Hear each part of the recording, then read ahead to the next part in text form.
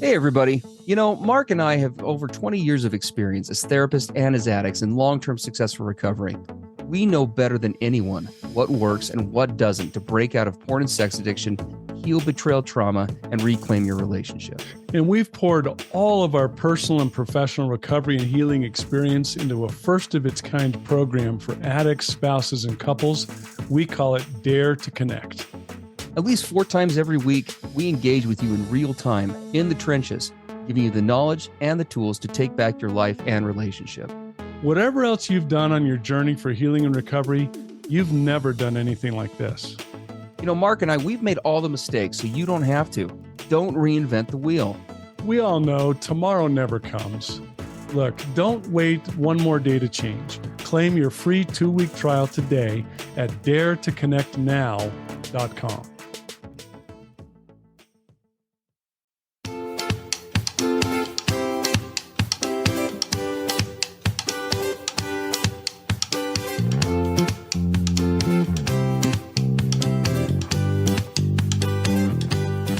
Hey everybody, I'm Steve Moore.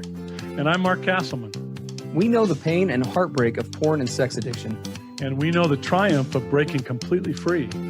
Every day, we help our clients find hope and healing. Join us in the fight to take back your life, your marriage, and be stronger than ever. This is the PBSE Squared Podcast.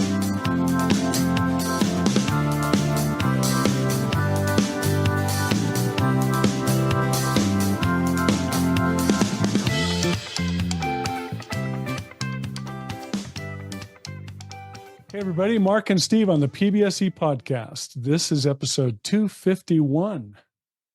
And you'll notice, I don't know, maybe someone think the title's maybe a little bit mildly sarcastic, or maybe it's serious, we're not sure. But it's really derived from a really awesome submission that a betrayed partner sent in to us. Right? Unless my partner is, quote, diagnosed as a, quote, addict, his porn use is not a problem. Right? So let's read what she submitted to us. She says, I want to thank you both from the bottom of my heart for everything you do. You work hard to share your invaluable knowledge with the world in a way that is both accessible and convenient. No one else does it like you, and I'm so incredibly grateful to have found PBSE and subsequently D2C, Dare to Connect. Yeah, thank you so much for your kind words. We Absolutely. So here's what she submits to us. When my addict partner and I first started dating, we discussed what cheating was to us. We agreed at that time that we did not consider porn to be cheating. But then about a year later, I discovered his Reddit account, his Reddit thread. And when I actually saw with my own eyes what he was watching with regard to pornography, I felt in my soul and body that it was unfaithful behavior. I addressed this with him. He was surprisingly supportive and agreed that going forward, porn would be considered cheating in our partnership. Over the years, I've continued to discover porn and or risque content on a cyclical basis. I find it, he lies or denies, eventually comes clean, and is motivated to take action and to do better.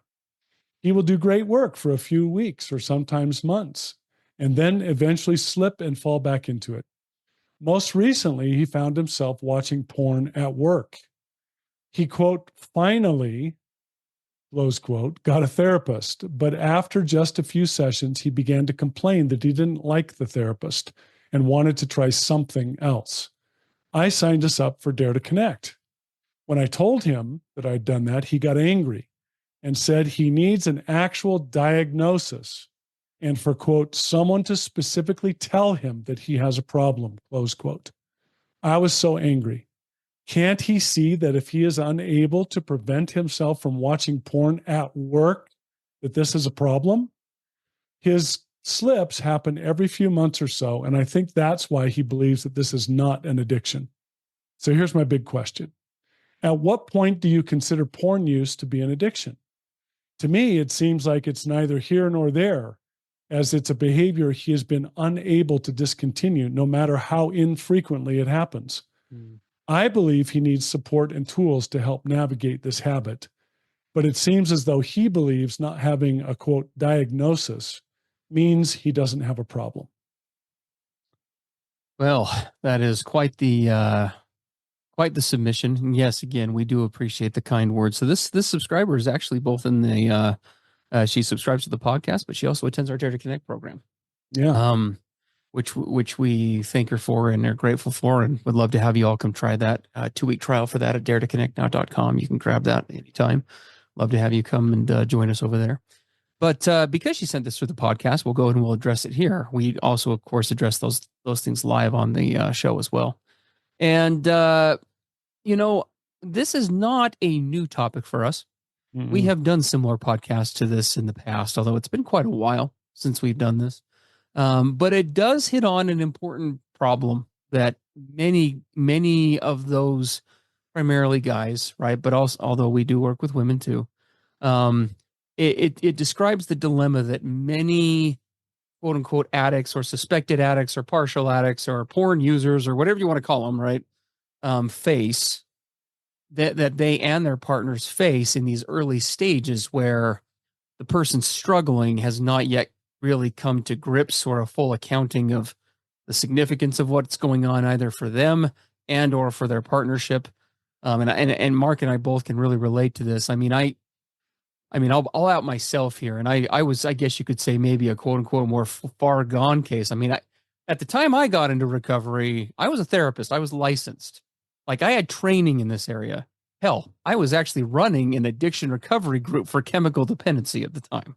Okay. That's I have told the story before about my low point was, and where Brittany and I kind of really got serious about this was after a very difficult conversation that I had with her, where I had a great session with a client in my office at work.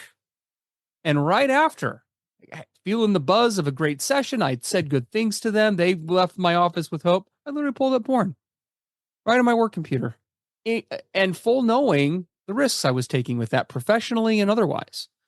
But I still had not bought in at that point in time to the idea that I had a quote unquote problem. Now, there were many reasons for that, but one of them definitely was I was unique, and I was unique because I was a therapist. And surely, Brittany, that's my wife's name.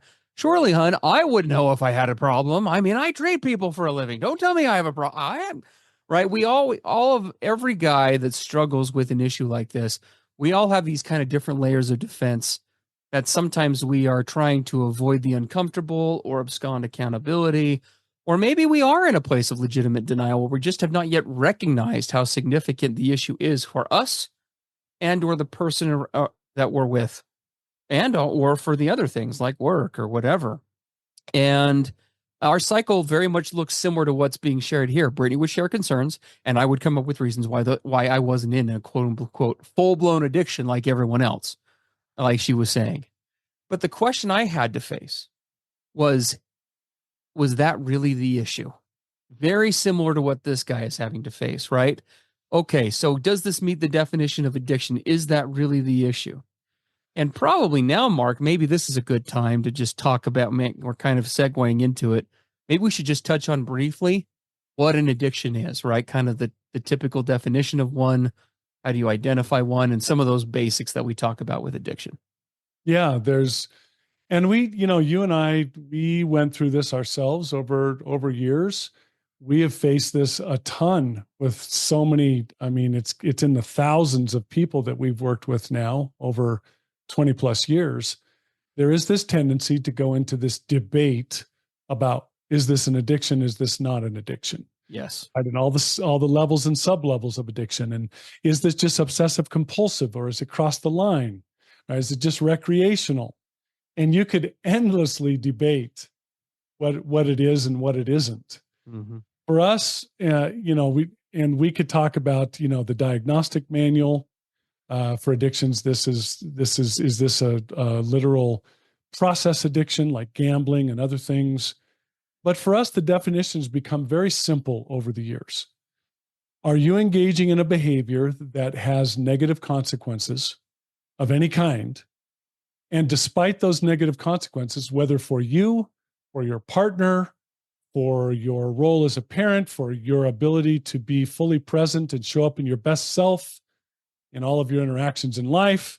Whatever the negative consequences are, do you continue in the behavior and you are unwilling or unable to stop it, regardless of those negative consequences?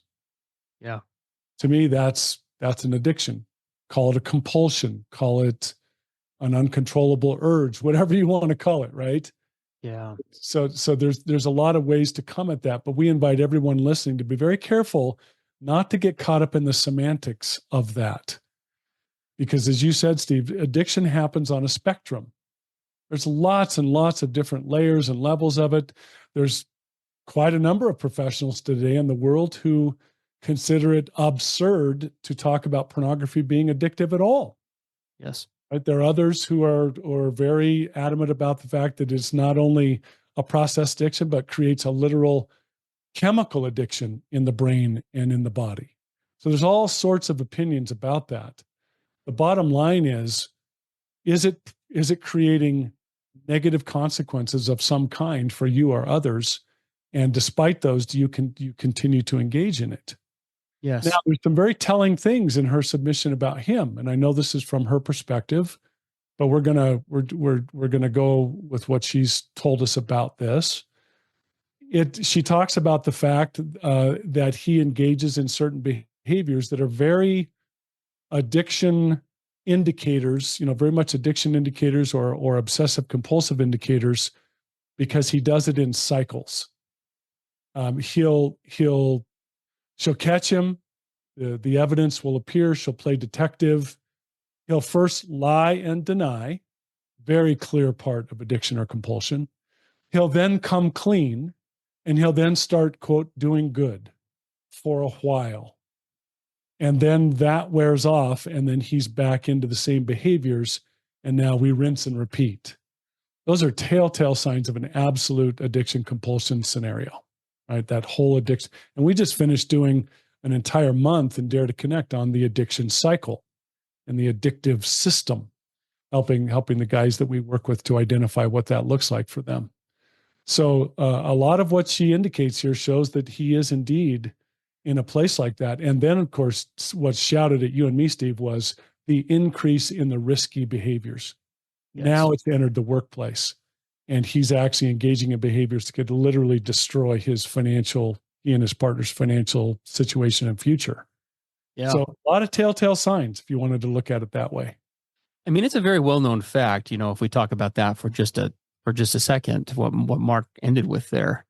Unless you work for a porn company, right? Virtually, and maybe even them, I don't know, but every company policy in existence that I have ever been made aware of, or anyone that I've ever talked to, has a zero tolerance policy for pornographic material in the workplace. That's right. Most workplaces, it's a one and done, meaning you're caught, you're out. That's it. Yeah. And so you really are playing Russian roulette with your career, your job, your whatever. And the risks only go up from there, right? Depending on what type of pornography you're watching, et cetera, et cetera. So like we started, at the beginning here, it's this, you have to look at this from that perspective of not getting caught up in those defense mechanisms. And you really have to approach this, right, from a line of vulnerability. In other words, you can call it whatever you want, right? Going to the semantics, call it an addiction, call it an issue, call it a blip, call it a whatever. Right. But whatever the label is, we don't identify in life. Problems are not best identified by giving them a label. Okay. Problems are best identified by focusing on the issues that they are causing. Yes. Right. That's how we label in our personal lives the gravity of something. No matter what, because, and we know, again, speaking to you addicts, we know that there are all sorts of reasons. We're addicts too. We know that there are all sorts of reasons and ways in which your brain can justify it, right? One of my big go-tos, well, it's not nearly as bad as this client that I'm working with. Well, maybe it's not. But simply because it's not as bad as that guy, does that not mean that it's problematic for you and for your marriage or your relationship? Right? Those are not related issues, right? Simply because it's not as far along the spectrum, or maybe it looks a little different or whatever.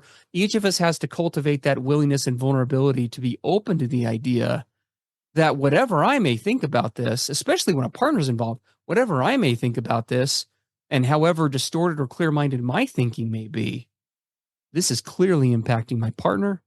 It's clearly impacting my relationship. And I have to ask myself some hard questions. One of those being, is it authentic for me to continue on in this behavior when it puts so many other pieces of my authenticity at risk? Yeah. Yeah, Mhm. because if we go down that list of what's happening in the relationship, first of all, it's destroying trust. You can see in her submission, and she uses some very powerful language that I hope that she shared this with him and that he's listening. She said she felt in her soul after her viewing on his Reddit thread what he was viewing in pornography. How many partners, Steve, have we worked with who were really unaware of the intense, I'm just going to call it dark, perverted, crazy nature of what their partners are looking at. And they didn't really know the reality of that until they saw it. Yeah, and the This is what impact he's of looking the at. impact to them of being exposed to it, And them right? being exposed themselves, right? Yes, The images. absolutely. But she says it was in my soul. I knew this was unfaithful behavior. And then it was interesting. He was surprisingly supportive at first. And how many times, Steve, have you and I experienced that in our addiction and addiction recovery? We kind of, I call it come to ourselves, where we're clear thinking, our higher self, right? Dr. Jekyll, not Mr. Hyde, is in the driver's seat. We can see what really is, and we're supportive. Rick, you know what? That makes sense. You're right. I'm going to now take the right steps and get serious about this. And he did for a while. And then what happened? Then she started playing detective. She would have to catch him. He would lie. He would deny. Then he would eventually come clean. And then he would again come to himself and admit that he probably should do something. And now we're in the cycle, rinse and repeat, rinse and repeat. And she talks of every time that cycle repeats, it's a giant hit to the trust account in that relationship. Yes. Well, and I love, one of the things we talked about before this starts, right? It impacts intimacy in some sort of way. Hey, everybody, PBSE podcast hosts Mark and Steve here with a special message about our revolutionary online recovery program for addict spouses and couples called Dare to Connect. Multiple times every week, we get messages from subscribers in the program. They're people just like you. They're trying to heal from the devastation of sex and porn addiction and betrayal trauma. And here's a few of our most recent submissions. Here's one from an addict in recovery. It says, D2C has principles that everyone should utilize regardless of their circumstances. It doesn't matter your coping mechanisms. It matters that you want to work towards genuine connection with your partner. That's awesome. Another testimony from an addict continues on. My wife is just starting out in training as a licensed therapist. Dare to Connect has been far more useful to her than her degree. Wow. The way Mark and Steve apply what they've learned is always so redemptive. D2C has opened doors for my relationship that I thought would be shut forever. Mark and Steve are an incredible resource of information on the subject of sex addiction and betrayal trauma. We could not do this journey without their help. Here's one from a partner who's been with us for nearly a year. I want you both to know that it is because of you guys and D2C that I'm able to be in the place that I am today.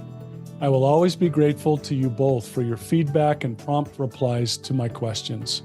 I can't even come close to putting it into words how valuable my time spent with y'all this past year has been to my life.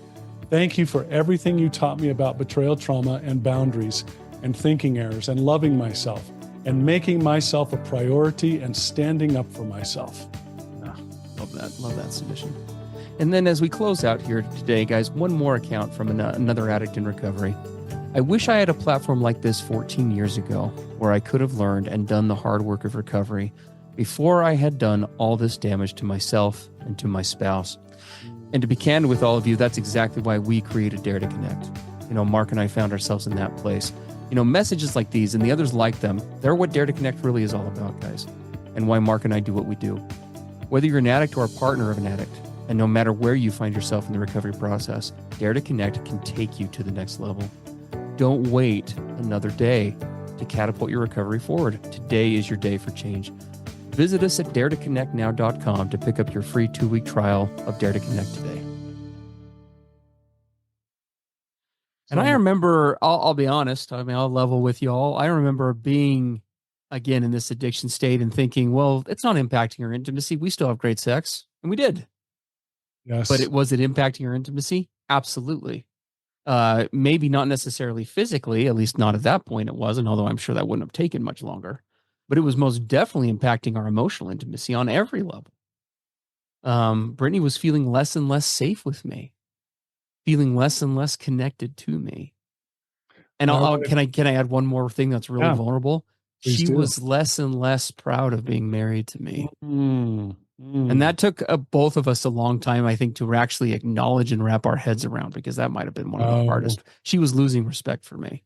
Yep. That was exactly what happened with LaDawn for me as well. And as part of that, losing respect was, I don't know who this guy is. Yeah. How can I be intimate with someone that I don't know?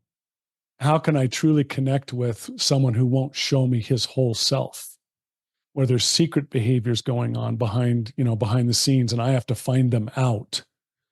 She didn't know, and what was authentic for her? What was this relationship? What was our coupleship? She was not truly able to know and to see all of me. Therefore, she could not do what? She could not decide whether to choose me. Absolutely. To choose us. I was cutting her off from that right and from that process. Yes. Well, and those who have listened to us for a while, we talk about this often in Dare to Connect. You'll have heard what I'm going to say next.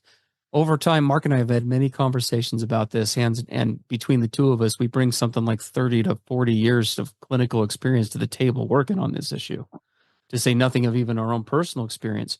And the marriages that we have seen, or the relationships that we have seen that have really imploded, statistically far less of them implode because of the pornography itself, or even the related sexual behaviors. Now that will do it.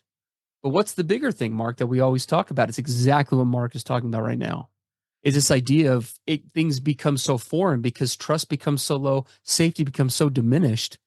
The partner no longer feels like either A, they can be, or B, that they even want to be in the relationship anymore because they don't know the person anymore. Exactly. I don't know who I'm married to from day to day. I can't stay here. This relationship has become so unstable and so unsafe. That's the thing that's killing. I mean, the other stuff's hurting me too, but I for the sake of me, for the sake of the kid, like, I have to get out of this. Right.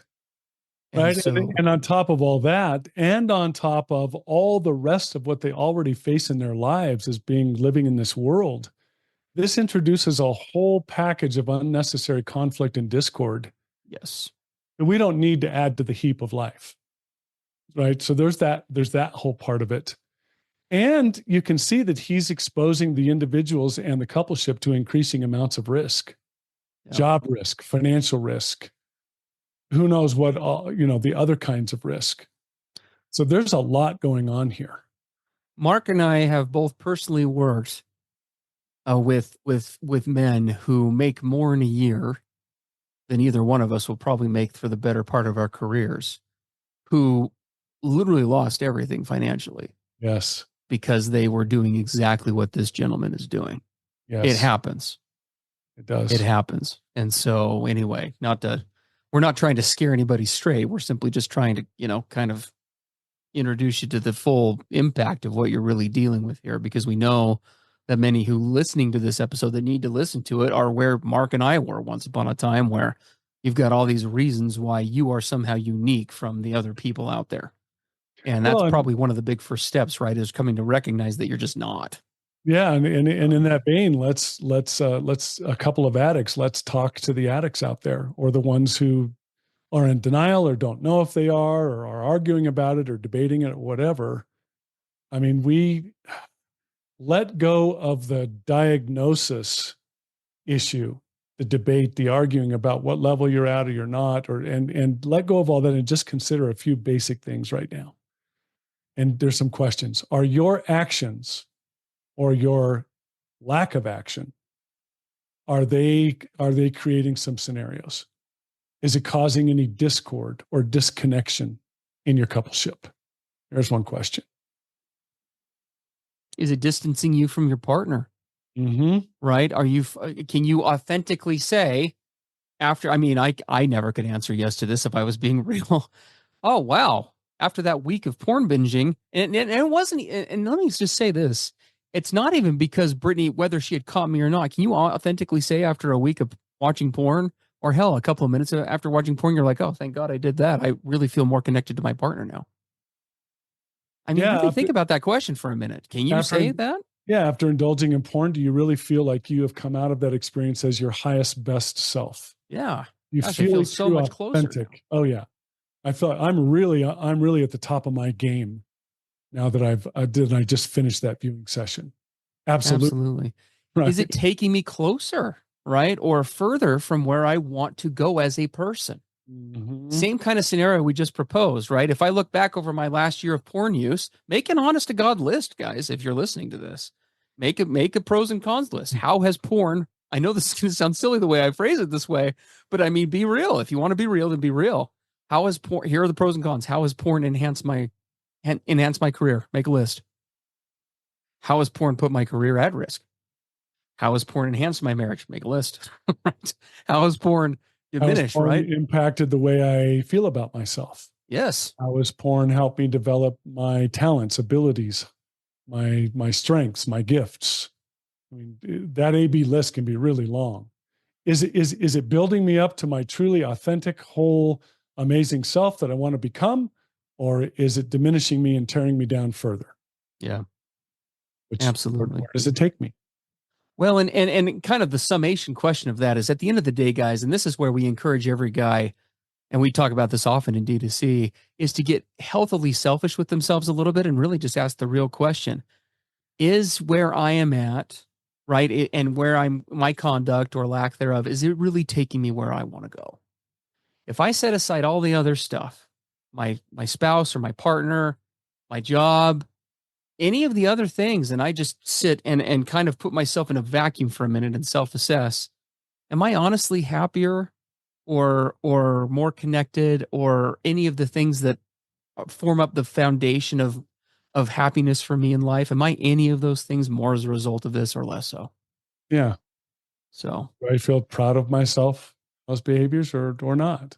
Now, does that mean it's an addiction or not, depending on your answers? Not necessarily. Who knows what the answer to the addiction question is? But if the answer is yes, this is a problem, then does the addiction question really matter? Yeah. Or do you already have the answer that you're really deep down looking for, of the need for change? Is it therefore a good idea to wait around for a quote diagnosis? Yes. Yeah. Now, coming at this from the position of the partner. Yeah, shift gears here a little bit. Yeah. You want to read that first one, Mark? Or yeah, Steve put this first bullet, which I love. It says, for the partner, matching up your own boundaries along with appropriate outcomes for those boundaries. And what do boundaries always do? You'll hear us say this all the time. Your boundaries are not to control him or make him portray certain behaviors or stop certain behaviors. Boundaries are always set around what? This partner's authentic wants and needs, individually and in this coupleship. So has she clearly identified her own authentic wants and needs? Has she set boundaries around those as a safety perimeter around those? And then if he violates those boundaries, which means he's not meeting her authentic wants and needs, does she have outcomes or results or consequences attached to those? Yeah. And has she clearly communicated all of that to him so he knows exactly where he stands? For sure. Well, and all these bullet points for the partner, these are kind of the things that you ought to be considering, right? This is sort of an answer to this partner's, like, what can I do? Right? She didn't necessarily ask that, but that's kind of what we're answering. What can I do? Mm-hmm. Second step, in addition to what Mark just listed, is to clearly, and that is the emphasis here, because we know how hard this can be for partners to do. And we would also say, in whatever manner is safest, if you're like my wife, Brittany, and you're married to someone who is currently highly reactive, an in-person conversation of what I'm going to suggest here may or may not work, but whether it's in person or written or whatever, the second step is to clearly convey these needs and wants along with the boundaries to your partner, along with the reasons why. But, and here's a key component of this, which I know makes partners uncomfortable sometimes, but this is part of you maintaining your authenticity, is doing this through a different lens than you probably have before, which is The goal here is for you to inform him of what you are thinking, feeling, needing, wanting, etc., and the outcomes of whether he does that or not on your end. But it's not to try to convince him. You're doing your part to be transparent, open, authentic, and real. Whether or not he buys into it is completely up to him. We want to get you out of that moniker of, I've got to somehow get him to agree in order to. A partner's consensus on any issue is not needed for an issue to be valid for the individual. Right. Yep. Right. If it's valid for you, it's valid for you. And we'll kind of clarify that here in a couple of bullet points around what that means for compatibility and things like that. Yeah. And the main objective of a partner here is to be consistent, right? To follow through with you. And we know, boy, do we know how hard that is, Steve. Especially we as addicts were gaslighting our partners. We were using all sorts of manipulation techniques, telling them, yeah, I'm really serious this time, and say, I'm really going to do it, and complying in order to get her to calm down, right? We would follow through with so-called recovery to get her back in a good spot. And then right when we saw that the marriage was no longer in danger or she was mellowed out, then we would go right back to the old behaviors again. Yes. So partners need to be consistent with the boundaries and the attached outcomes, and to keep using her voice to express openly, authentically, calmly, and clearly about what she's seeing and feeling of his efforts to change or the lack of effort to change. And how is that impacting her? Yes. Here's what I see you doing or not doing, and here's how it's impacting me. Right? That's her side of the street. Absolutely. He gets to decide what to do with that, but she gets to clearly let him know exactly where she's at and they're at. Yeah. Want to kind of tie this together. We have one last little sentiment. We thank you all for being here during the podcast. We have one last bullet point for the coupleship. Okay. For the two of you, yes. Hopefully who are listening together here today.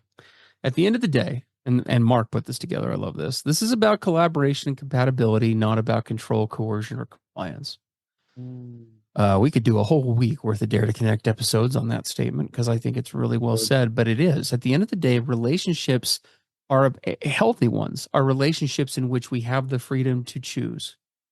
They're relationships in which we have the capacity to collaborate, and they're relationships where we have the freedom to openly examine, re-examine, and then make decisions accordingly regarding our compatibility and how we work with one another. The scary thing about choosing a relationship, the only way to really choose, as Mark indicated earlier, is you can only choose something if you also have likewise the option to not choose it. And that's scary.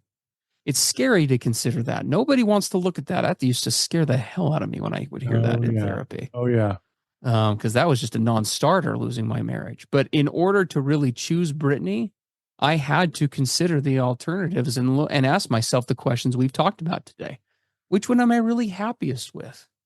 Because I was trying to, like probably many listening to this podcast, and I know Mark has felt this way too, we addicts, we kind of like to live in this illusion that there's this door number 3 place where somehow I can have it all and you just can't.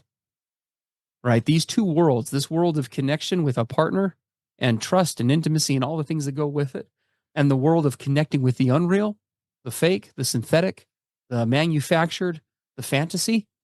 At some point in time, you will come to a crossroads where it's unavoidable, where you will probably rudely be awakened to the idea that these worlds can no longer coexist with one another if they ever could. Yeah. And I've got to decide what I want. They're not compatible. And we can keep kind of trying to do end rounds about that, end runs around that reality, both as guys who, partner who struggles with these issues and one who's in the betrayed place. We can try to skirt around all of it, but at the end of the day, as we said, it all comes down to, are we truly compatible? Do we both want to work on being compatible and collaborating in that joint vision? Or are we just going to continue to engage in denial, control, coercion, compliance, secrecy, discovery? Are we going to get all off in the weeds of all that instead of getting to what it's really about? Yeah. Do we want to be with each other? Are we truly compatible? Do we have a common joint vision? And are we willing to collaborate and be on the same team? Am I going to be fighting for you today? Mm-hmm. Isn't that what it comes down to? the end of the day. Great way to put it. Everything Absolutely. expressed on the You chose each PBSE other once, podcast as are the we've said opinions of before the on the hosts and the program. Are you gonna choose participants each and other is for again? informational and And educational again, and purposes again, only. and again. This podcast should not be considered mental Absolutely. health Well, therapy guys, thank you so or as a much for being substitute here. thereof. We It is strongly appreciate your recommended that you support, seek your out the clinical openness, guidance and of an individual letting us into qualified your mental health professional. hearts and If homes you're week after experiencing week. thoughts of suicide, We just self-harm, or a we're desire to now harm others, we're please dial rounding the 911 corner or go to and your just nearest weeks emergency away room. from our 5-year anniversary on this thing. I don't know what we're gonna do that day. Maybe Mark and I'll. I don't know. We'll have to show Yeah, up and in I costumes or think something. we're just almost coinciding with that 5-year anniversary is our 1 millionth download. Yes, it is. That which is happening even sooner than the anniversory. That's going to happen just in the Easy. next couple of weeks. Yeah, wow. We do want to extend an invite to you that you can listen to this podcast anywhere that your podcasts are broadcast on virtually any service on the web. But in addition, there is now, and this will be starting today, actually, as of the date of this podcast, we will now be offering video recordings of our podcasts. So you can stare at us as we say these hard things to you if you would like on our YouTube channel, our Dare to Connect YouTube channel. So we'd invite you to go over there and subscribe. We have a repository that's ever growing of all of our episodes there so far, although they're just the audio version as well. So please come check us out over there, like and subscribe on the channel. We'd love to have you do that. And as always, you're welcome to continue to send us submissions through the PBSE podcast submission form. You can find that at pbsepodcast.com. When you go to that website, it actually links now to our main Dare to Connect website. You just click at the banner at the top of your screen. It'll take you to the PBSE contact form, or, and dare we say the better, more efficient, more helpful option would be to get your butts into Dare to Connect. We'd love to have you come join us, see what all the excitement's about. We are changing the way recovery happens. We are renovating and revolutionizing the way recovery occurs. There are many factors in play in the world right now, economics being one of them. If you are looking for the best bang for your metaphorical buck when it comes to recovery resources, input, feedback, and engagement, you will not find anything better than Dare to Connect. If it existed, we would build that. But this is what there is. So we hope you'll come join us. You can find that and grab your 2-week free trial at daretoconnectnow.com. All right. Hey, thanks for being with us, everybody. And we'll look to be with you again in our next episode. Absolutely. Have a great week, guys. Everything expressed on the PBSE podcast are the opinions of the hosts and the participants and is for informational and educational purposes only. This podcast should not be considered mental health therapy or as a substitute thereof. It is strongly recommended that you seek out the clinical guidance of an individual qualified mental health professional.